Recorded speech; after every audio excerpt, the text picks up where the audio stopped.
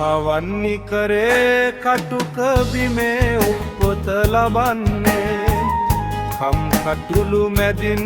කුඩා කලම පැවිදි ලබන්නේ සිත් සතර හොදින් නිමා කරලා දැනුම පුරන්නේ ඔබ මහා කෙතක් බදුයි කත්නෝරුවේ සිරිදම්ම හිමියනේ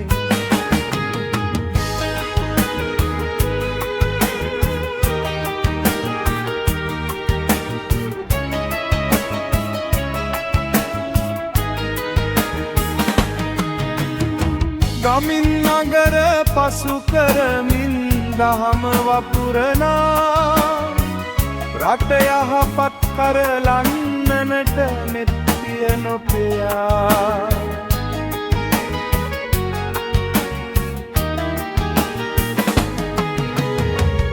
මත්රකුරු ඇසින් තරුණ දිවිය බේරන්න සිතා මන දෙසයි යමා වතුර ලෙසින් කදිම ලෙස ගොතා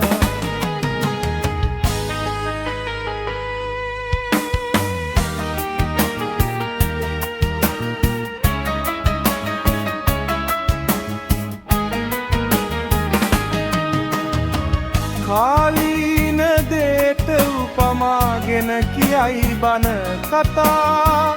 සාහිත්‍ය දෙසයි සිංහල බස චතුර ලෙස යොදා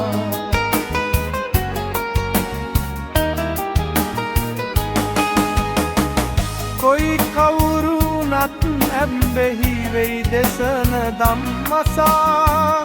ඔබ හිමිට නිදුක් නිරෝගී සුව ලැබෙයි නිතිපතා